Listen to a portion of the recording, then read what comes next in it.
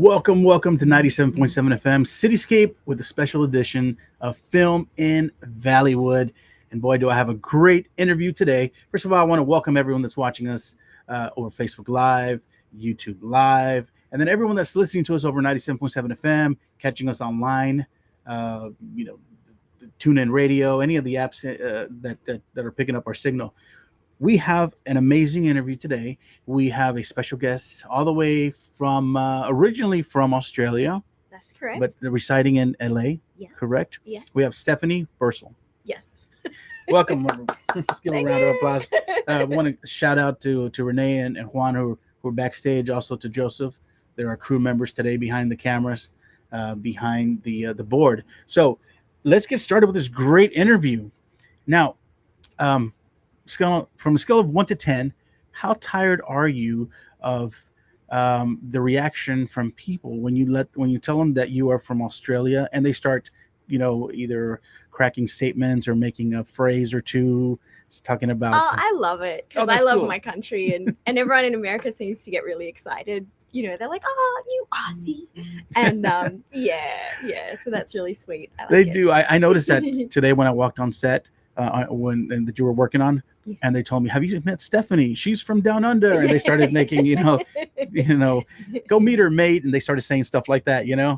And so I was wondering, I wonder if they ever get tired of just, people just kind of No, mention it's that. really nice, especially when people seem to like your country. And I think it's just that I don't think that they mean ill will or harm. I think that they are naturally excited to move from Australia, and they're just doing it out of not poking fun, but they're just like, oh wow, I get to yes, exactly. Yeah, that's awesome. Well, I'm glad that you have a great sense of humor and that you do that. Thank you. We try to keep it real down under. So tell me, what brings you all the way from LA to the Rio Grande Valley? Yeah, well, I've been working on a serial killer film here, Texas Roadside Killer, part 2. And so I was acting today a role on it. And so I came down to be a part of it, and it was really a wonderful experience. Yeah, with Louise Rodriguez and produced by Steve Lowry and Road Lizard Productions. And I think they've been doing a lot of films together, and they're a great team to work with, and I'm really proud to be part of it. We're glad to have you down here. I'm glad that I was able to catch you for this interview because I know that you're going home tomorrow. I Go am. back to LA. Back to the fires. Well, that Yes. have hopefully gone out now. And I wanted to talk about that because I know that's a real thing. It is a real thing. And that it's a lot of homes have been damaged, and a lot of folks have been left homeless, and some folks have lost their lives. Yeah. And so I was chatting with you a bit before the show started, and we're glad that you're okay, that your home was okay. Yeah, luckily, but 4 or 5 of my good friends have lost their homes, and it's a really tough time for LA. And for climate change, I just think things like this are going to keep happening and keep getting worse, and so we really need to make some big changes. And I know that there's a lot of organizations out there that are that we can reach out to donate. Now, I know that, however, a lot of people are skeptical, saying, "Okay, is the money really going to get to them?" Do you know any local organizations in the LA area that people, that our viewers can donate to, that for sure that the money's going to get to the folks? Yeah, not at the top of my head, but I can definitely, give you them. But yeah, they're all on my Instagram. And Oh, excellent. Yeah, but there's definitely some really good legitimate ones. Organizations that are out there. And, yeah. So stay tuned. We're gonna post that all over our social media, so that you too can join it and donate to the folks down there. I know it's going to be years before they can rebuild. It's devastating. Yeah, a lot of people, especially in Altadena, a lot of those home, a lot of those homes have been passed down through generations. So it's a tough time for a lot of people. Wow. We'll definitely keep them in our thoughts and prayers, and look to help in whatever we can do. So, thank you. So now on a lighter note, let our listeners know, our viewers, how did you get started in film? Well, I started as a dancer years ago in Australia. I was doing classical. I just wanted to be a ballerina. And then that kind of got boring because you just got to be pretty all the time. So I was like, oh, acting's really fun. You can play a whole lot of different roles. And I really liked the psychology behind it, that you can, really get into. For example, a woman today gets kidnapped by a serial killer. And, I wasn't looking pretty. And it was, I just find it really, really interesting. And yeah, so pretty much when I left school, I got into television when I was very young in Australia and did some work there, and then produced some theatre. And then I have continued dancing as well. And then later on, I was getting a little bit frustrated with the roles I wasn't getting. So I started writing and directing as well. And so I've been doing a lot of like shorts, and I've written a couple of features as well. So it's kind of exciting creating your own content as well.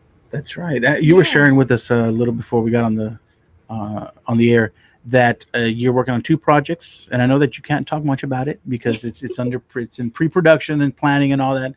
So, but share just whatever you can, just a little snippet of what the projects are about. Oh, sure. Okay, so one of them is kind of a road trip buddy film. One of the lead female is like an erotic dancer, and she gets kidnapped by one of her clients whose life is falling apart, and he just sort of feels like she's the only person who's listened to him in a long time. And really, she didn't give a toss because she was just doing it for money. And anyway, it turns into this buddy road trip film. The things flip around and she ends up kidnapping him in the end, but they kind of have this cathartic friendship. And it's kind of about the beautiful friendships we can make in our lives that can change our lives in unexpected places.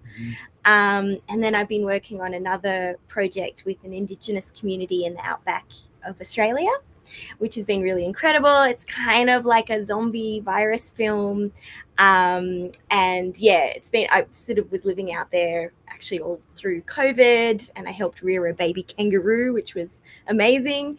And that film is kind of more about like environmental destruction and what we're doing to the environment and these viruses that kind of come from that. And the Aboriginal Australian elders are the only ones that kind of know how to, help heal like the land, and hence us as well. So it's been really exciting. And feature films can take a while to get up and develop, and so it's been good for patience, and I've learned to meditate by being a filmmaker.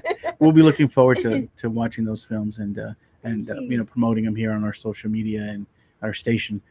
Which one are you working on first? Or I think the road trip film, because that would be based in America, but I'm kind of working on them both at the same time, but just kind of, slowly.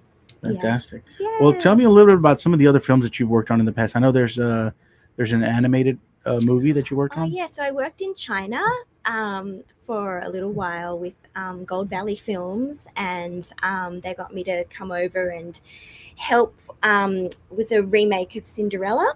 So it was called Cinderella and the Secret Prince. And they were interested to have a couple of American writers over there to give, a perspective from a Western audience, so that they could, market it to both the Chinese audience and Western audiences. So it was really culturally really interesting as well, because sometimes we are so different culturally, and I really find it fascinating finding a middle ground. So it was sometimes we had to go back and forth with a few plot points, but yeah, it was really cool. It was a great experience. Yeah. And how long have you been here in the US, in the States? About 10 years, but I sort of was back and forth from Sydney for a while. So how difficult was it to I guess learn a different accent, the American accent? Because I heard you in the movie, and you had an American accent. I was. Right. I'm glad you didn't think I sucked. No, not at all. I wouldn't have even noticed. Oh, thanks, mate. Yeah. Well, it wasn't that hard because we grew up with American television in Australia, so the accent's not that foreign. American television, and it's kind of everywhere.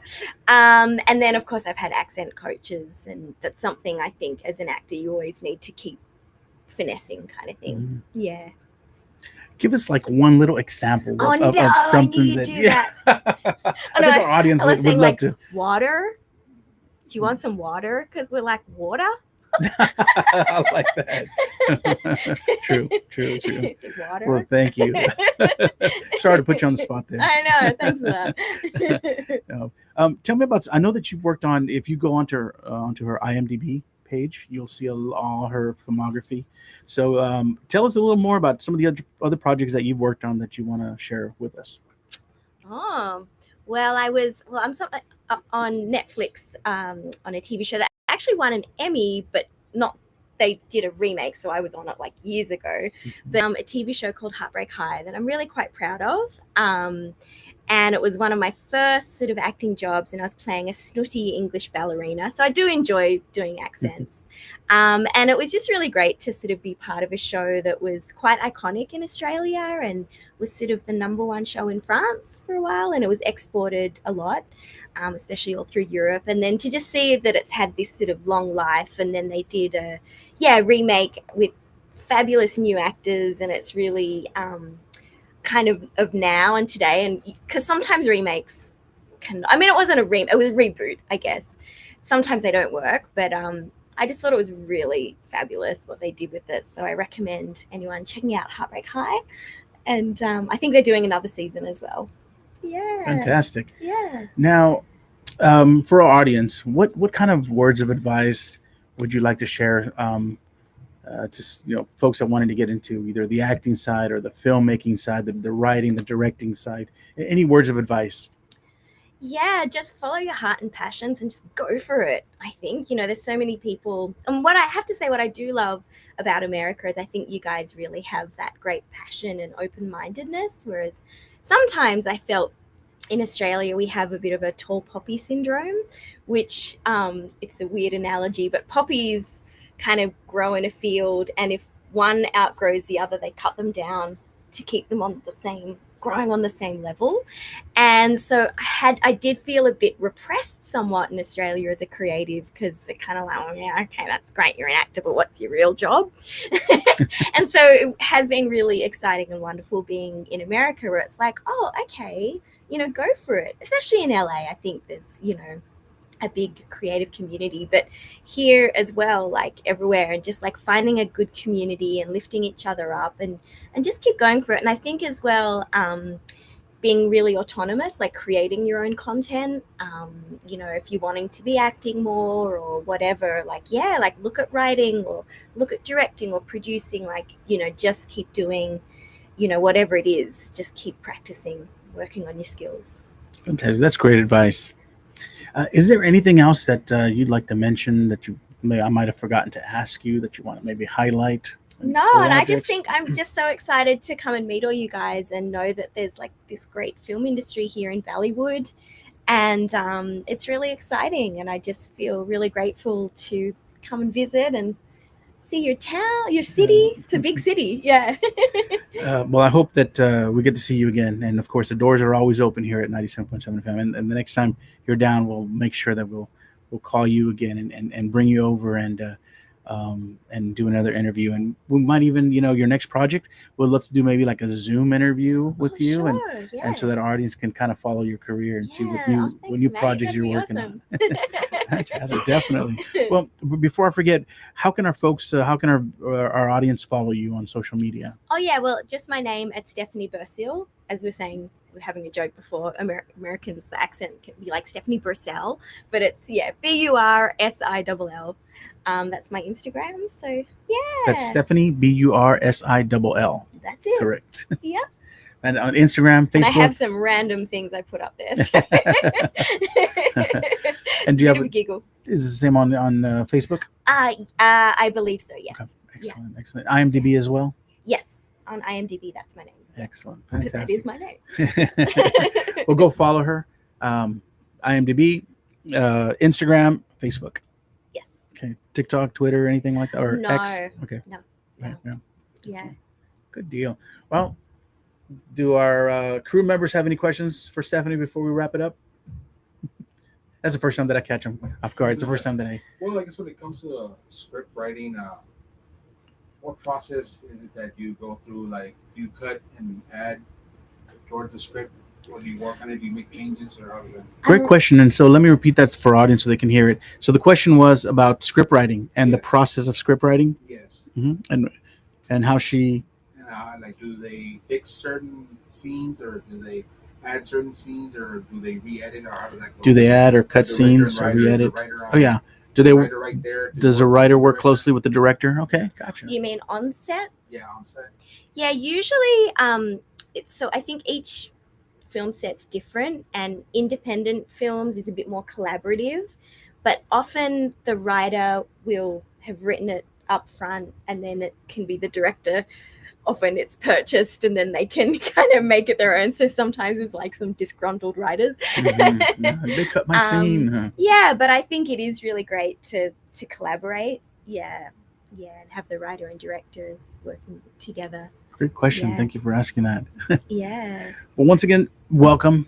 Thank you for making the time to come out and join us. The doors are always open here. Thank Welcome you. back, and we hope to see you. I did want to say one last Oh, thing. of course. I wanted to say a shout out to David Lynch, who's an amazing inspiration to me and filmmaker. And I think for him, he wrote a great book on writing and storytelling. I think it's called Catching the Big Fish. But it's also about him.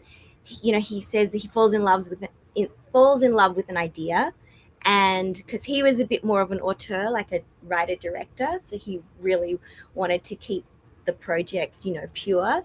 And he was just saying, you fall in love with that idea and just keep coming back to it, because it was very much about having that sort of creative control, or just that funnel to vision through it. So yeah, so Cool. to that question, I Good. just think was really great. We'll get him on the show.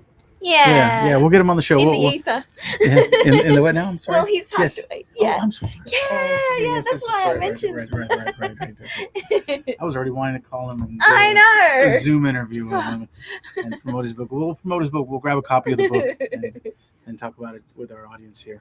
Well, once again, thank you very much for making the time. Thanks, Joe. And thank you for watching and for listening to 97.7 FM. Until next time, keep listening to 97.7 FM, The City, and go check us out also on Film in Valleywood.